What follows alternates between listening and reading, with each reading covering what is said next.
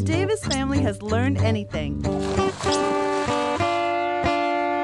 it's that the generic term sporting dog covers a wide range of working characteristics.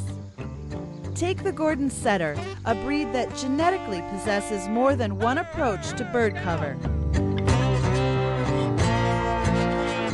There's a close working Gordon for New England grouse thickets and a big running Gordon for the high plains horseback hunter.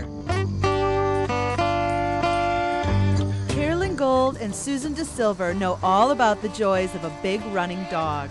I have owned and loved Gordon Setters virtually all my life. All dogs are wonderful. I just seem to have a certain affinity with the Gordons. Though they hail from opposite coasts, the two nonetheless follow the same priceless passion clear to the center of the continent for a session at the Ohio training base of Gordon Setter specialist James Basham. You know, I've always liked setters. Setters has always been my best choice of dogs. You know, a lot of people like pointers, Weimaraners, but I've always liked setters. I like the Gordons the best of the three. They're very kind dogs. They're easy to work with. The breeders have done an outstanding job over the last 30 years in the world of the dual champions, the world of the horseback shooting dogs, from the West Coast to the East Coast. I mean, there's just some really nice dogs out there.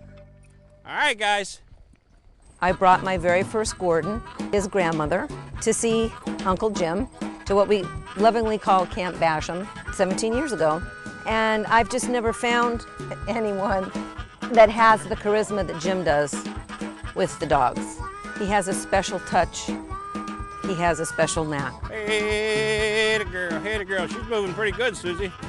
When you can take a 7 or 8 week old puppy out in the field and see their enthusiasm, watch them point, watch them use their nose, watch them, the genes that have been bred into them at work, it's very thrilling. These are the puppies that are 4.5 months. Hi, guys. Hi, guys. So they learn how to find birds, and you'll notice that sure in a few seconds you'll end up seeing one end up pointing a bird. Pop, pop, pop, pop, pop. I mean, they like to come out here and point. They're learning to hunt, they're learning what smell is.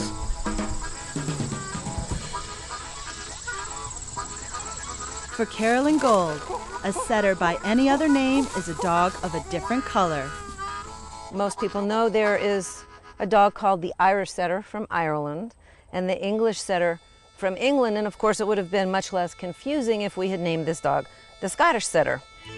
While black and tan setters appeared in Britain at least 3 centuries ago, the breed got a leg up when Scotland's 4th Duke of Gordon set out to produce a superior line of the distinctively colored dogs in the early 1800s.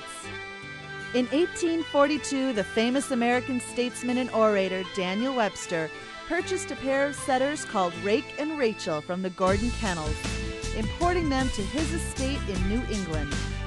Webster's descendants maintained the resulting line of dogs for more than 50 years.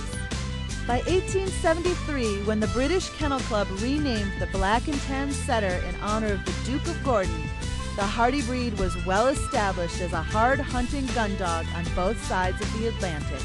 The reason that the dogs are called setters is that when the breed was established, the peasants would use them for hunting, and the dogs would point game sometimes on the landlord's land, and the dogs would actually set. So they would point the bird and then they would set down.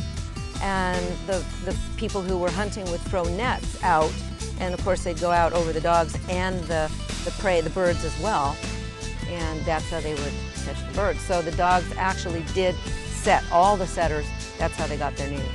I believe very strongly that you can do everything with these dogs. If you like a dog that's going to really be a part of the family, the Gordon is the dog for you. Anybody that's looking for a house pet or a hunting dog, I would recommend Gordon Setters very highly. Though originally bred to scent grouse through the dense heather of the Scottish Highlands, the Gordon has over time proven itself eminently adaptable. In a moment, we'll get a look at the canine equivalent of an overachiever.